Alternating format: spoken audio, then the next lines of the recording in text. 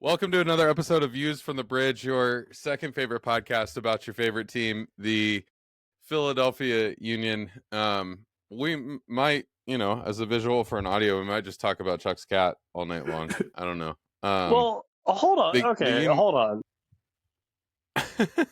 Anything is better than the weekend. Although, if you go north of the border to play on carpet and most of your starters don't actually play, did soccer actually happen?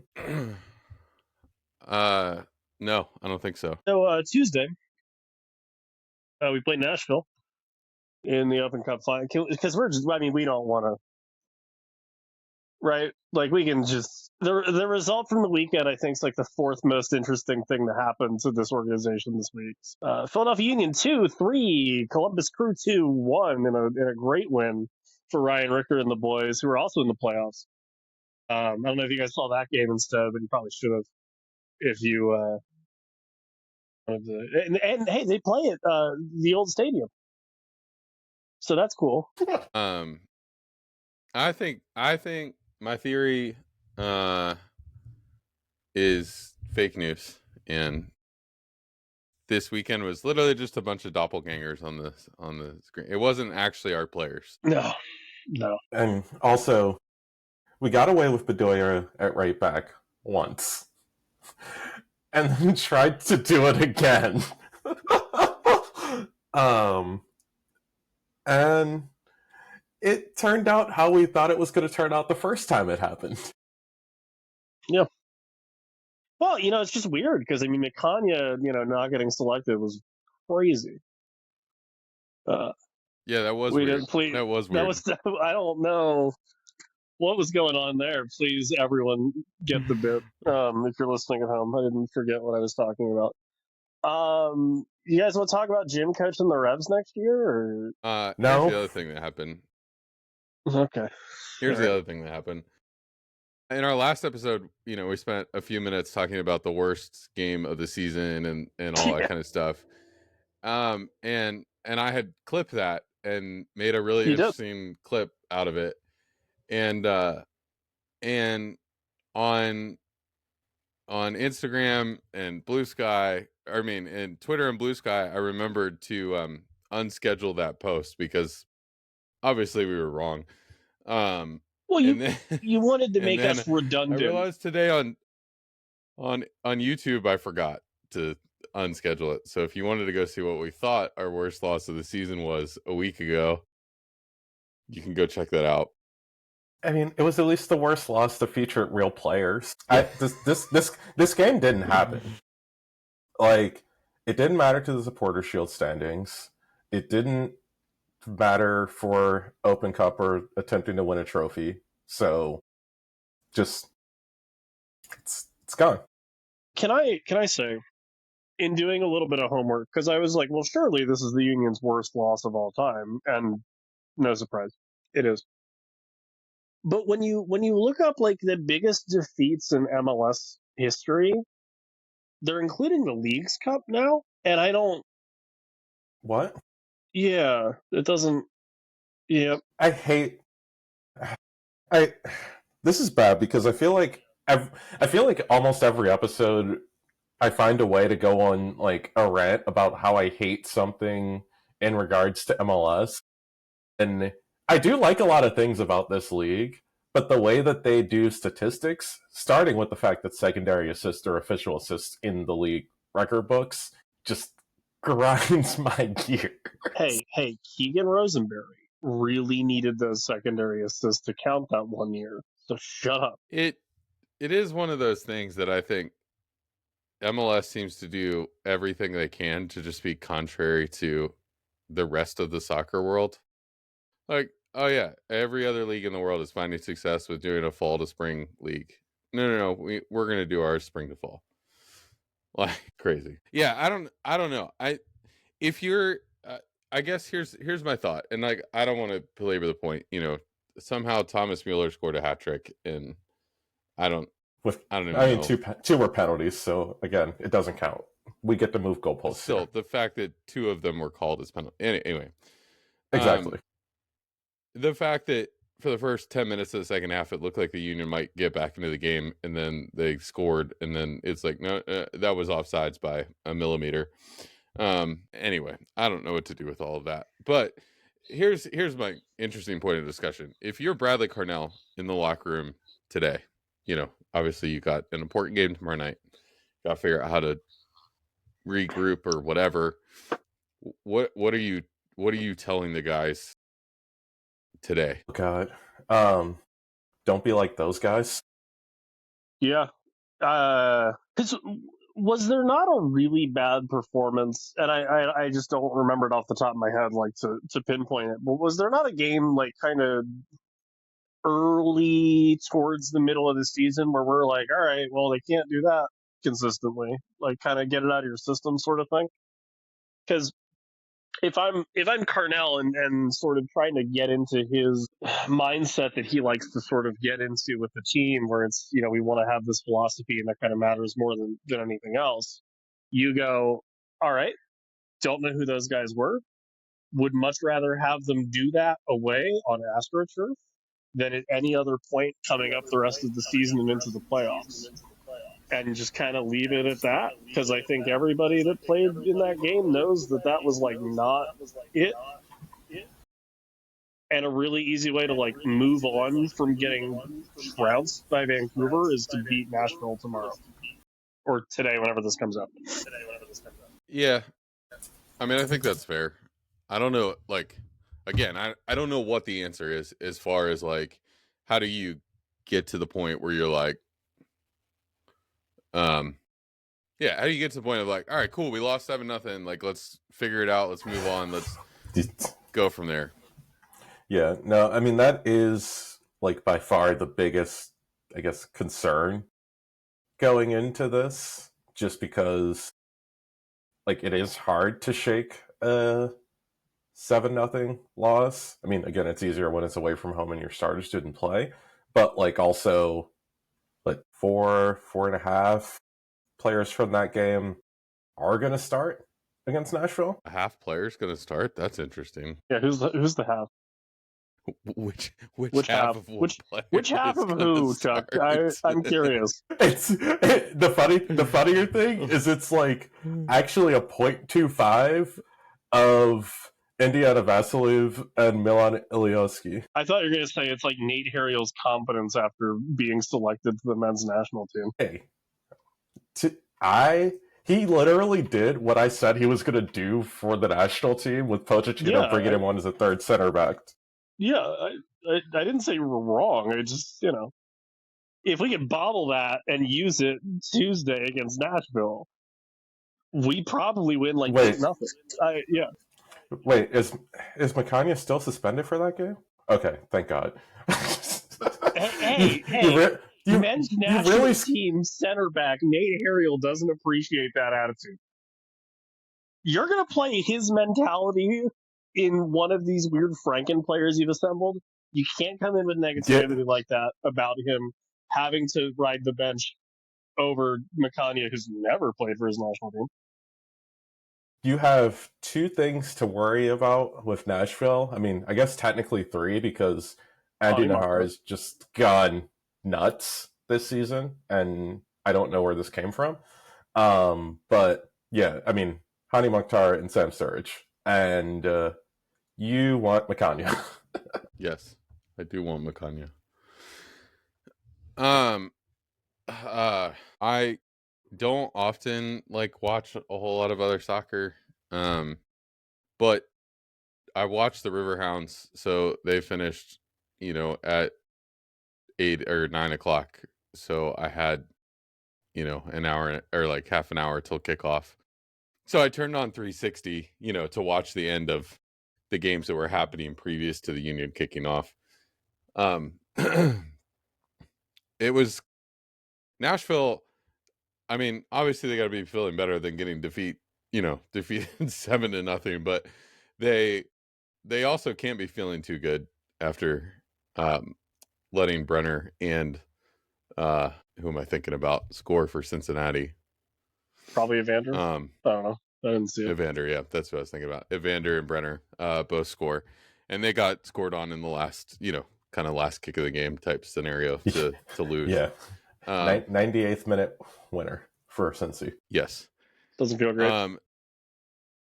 Doesn't feel great. But also, just interesting MLS things. Did you guys see what happened in the Atlanta-Columbus game? Columbus, I gave up on 5-1. tracking that after the first half when Columbus was just running away with everything. Columbus was up 5-1 at halftime and ended up almost tying the game. Like, Atlanta came back and scored 3 times in the second half and probably had 6 chances within the last 15 minutes of the game to tie the game. I was like, man, if you're Columbus, also doesn't feel great. So what you're saying is we're getting a 10-goal thriller. God. No goalkeepers. It's funny. Tomorrow's already going to be like such a long day with Champions League returning. And if this game like gets to that level, I just might not make it. Chuck's like, I'm done with this sport. Forget it. I'm out. Well, Leave me alone. To what level, though, Chuck? Because I'm sure there's some of the Champions League fixtures tomorrow that are, like, you know, interesting. And then I'm sure you have, like, like Valencia playing, like, Donsk or something. Like, there's got to be, like, careful what you wish for here. I mean, there are some interesting Champions League fixtures. You can say bad. It's fine. Well, but I mean, also, I mean, I have my own personal interests tomorrow with Tottenham hosting Villarreal. But it's just going to be a long day because starting at 12:45 until 5, and then coming back for some Union soccer at home on at night on Paramount Plus, since we do have the rights to Open Cup. Oh yeah, and then the joys of wondering if the Union are gonna win this, so that I can actually write about the Union and their quest for undoing all of this Open Cup history. Are you just dying to write about domestic soccer for once in your year, or I get to write about domestic soccer occasionally. That's fair. And to be well, no, never mind. I would love for you to do me a big favor and finish that sentence. I just want to hear it. Sure, later. Yeah. Damn it. Not. I'm gonna hear that, air. and I'm disappointed.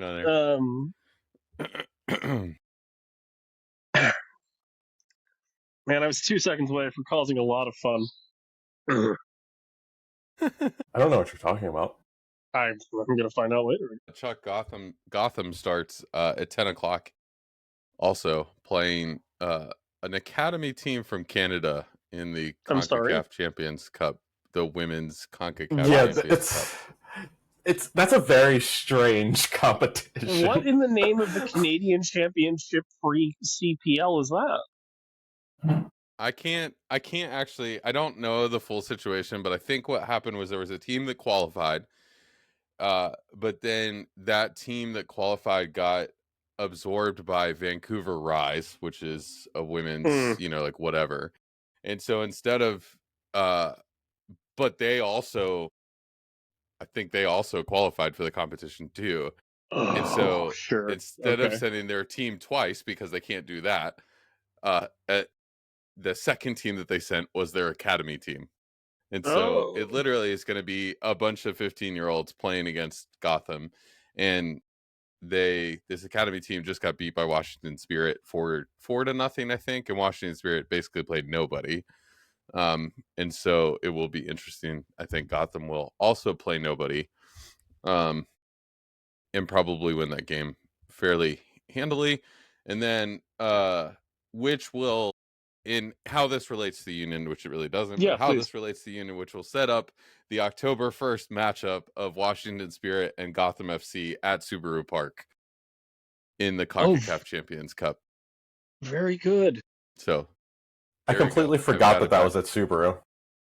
I got it back to the Union.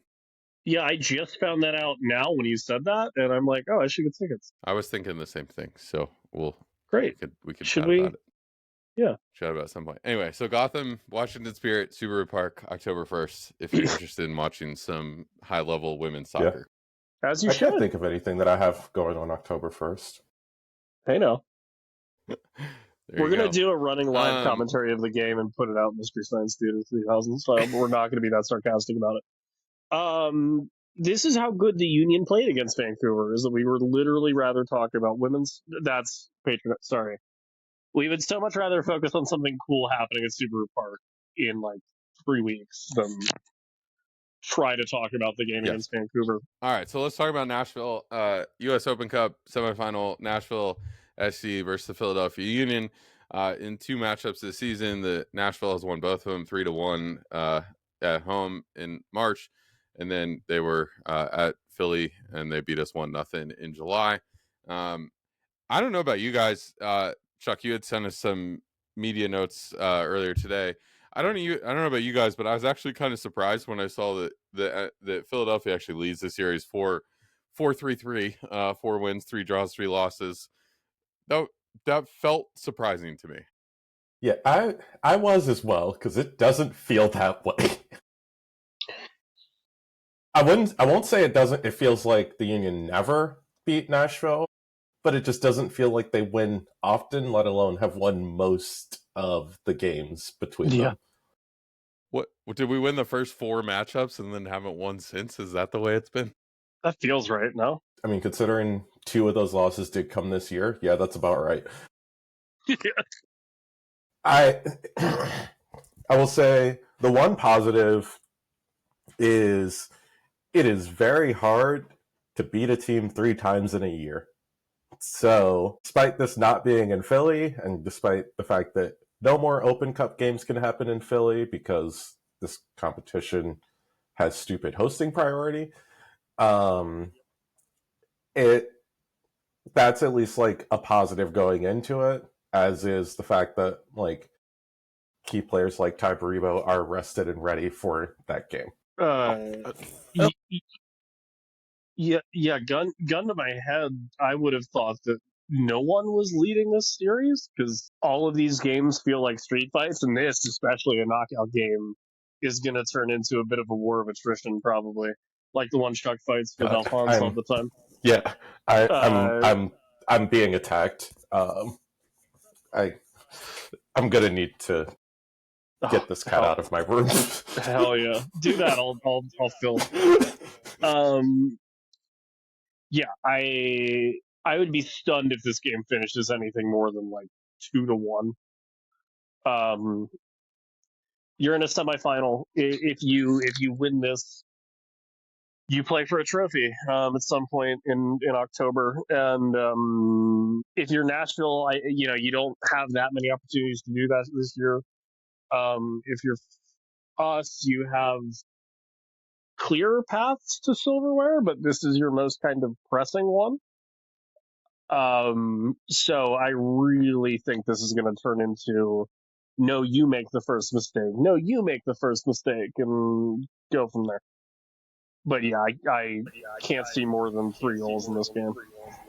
It's hard to see more than 1 goal in this game. I mean, yeah. Because, I think you're right, and it is interesting that no matter what, there will be a first-time winner of the Open Cup, and I think that is cool. I do wonder, I agree with you guys that I can't see many goals in this game, but I do wonder if, Baribo and Damiani come into this game sort of ticked off, Listen, Justin, I would love to be wrong. No, yeah. I'm saying you're probably right. I'm just saying it would be nice to see a little bit of, like I said, pissed offness from this team. Yes. I would think they are. The issue is that even if they are, Nashville does play defense. Yeah, for sure. And I think you got to be careful too, because even in the game this weekend, that by the time it's 5-6-0, you might as well chill out. Guys were still getting yellow cards late in that game, from the Union, and so that makes me wonder about mentality too. And so, can you keep your head in a game like this that isn't going to be a clean game by any stretch of the imagination. Okay. It's just That was it's just such a hard game. Like, I know. Couple notes just that I think interesting things from your media notes. Just you guys know this if you've watched the Union for any length of time this season. Uh, Philadelphia played direct with 40% of their passes directed forward, which I thought was pretty interesting statistic. And then we lead MLS averaging 22 crosses per game and scoring 15 goals from those crosses, which is the most in MLS. Yeah, that's the system. It's It is. forward. Oh, there's two guys out wide that can hit any ball they want, and a third guy in the middle that can hit pretty much anything he wants. Crosses. it's a fun way to play. Yeah. So I don't want to belabor the point because, we're going to come back later this week and talk about whatever happens against Nashville. And then we're going to try to preview what's coming up this weekend. So I don't know. Final predictions for this Open Cup game? It would be crazy if the guy who was like, we're going to win it like 2 weeks ago when I had a Katrina Jr.-ish moment then went, we're not going to win this one. You know what, I've talked myself back off the cliff. So no, we win this. I think it's a disgusting game, and I don't think a neutral should watch it, but that's not why anyone listens to this podcast. Come and suffer with us, and watch the Union eke out a 2-1 or 1-0. I wouldn't be. Please, no. I need 90 minutes. I don't want to do penalties or some bullshit in this game or the next one. Nope. Just 90 minutes. Yeah, no. If it's penalties, I'm turning the game off. Yeah, I will Amarin myself if it goes to penalties. I will go down. I will leave this apartment. I will take a left. I will watch one of the TVs outside at Ryan's, and I will just deal with whatever happens the next morning. I swear we're actually in a great mood. I feel fine. I had a fine day today. It's just this. No, it's just, Nashville is just one of the many teams that it's just never the list fun is longer to than discuss playing. Than shorter for teams that we like watching play the Union. But I think it's 1-0 Union. And yes, a very disgusting game of soccer. If you want to call it that. I don't know. Yeah, I think I'm probably about the same. 2-1, 1-0 sounds perfect. Get it done in 90 minutes. Go figure out how to play again this weekend. Yeah, and then I get to watch it. I don't know. I get to watch a TikTok reel from Ben Wright outside of Geodis Park being like, oh, I forgot where I came from. It's not true. No, I love him dearly. It's not true at all. Oh, man. I'm not even going to say it. We're going to win. We're going to win. We're going to win. I'm not going to say if anyone's going to beat us for the Eastern Conference. I would rather it be. That's a good media group down there. I like a lot of those guys. But it doesn't matter because we deserve it, damn it. We've only finished runners-up through this tournament like 95 times in our 20-year history. We should lift one. We should. It'd be great. It'd be nice. Yeah, I can't take a fourth. I can't either. I would only need 9 more reasons at that point. If we lose another final. Well, no, shit, I guess 8 because Gareth Bale gave me a 5th. If you're... I think we might be at a good point to call it. Just saying, for everybody's mental health out there in the world, if your sports team has any reason on why you're thinking about anything mental health related, you probably should figure out your relationship to sports. Very good, Justin. And how you deal with the world with sports. Absolutely. Because but your mental health should not be based on the guys who are playing 5 states away in MLS. But and also we are here to talk about sports pain since we have all collectively been through a lot of it. Absolutely. it is fair to criticize your It team. is. It is fair to Super- be frustrated when your team loses games. It should not be a reason why you contemplate ending your life. I'll say it that way. A friend of ours has a whole soccer club based around this. Chuck's wearing their jersey. Yes. Which actually There you go. does have the Your- hotline oh, on it. good. There you go. Good lord, your visual for an audio this week is the helpline. Tier 1 pod. Tier 1 pod tonight. I'm gonna cry. All right. That's what we think. Let us know what you think. You can find us at VFTB Pod all over the internet. Tonight is the night of the U.S. Open Cup semifinal against Nashville, so make sure you check out the game. And we'll talk to you later this week to break down the Nashville game and then talk about what's happening in MLS this weekend. We'll see you and we'll talk to you again very, very soon.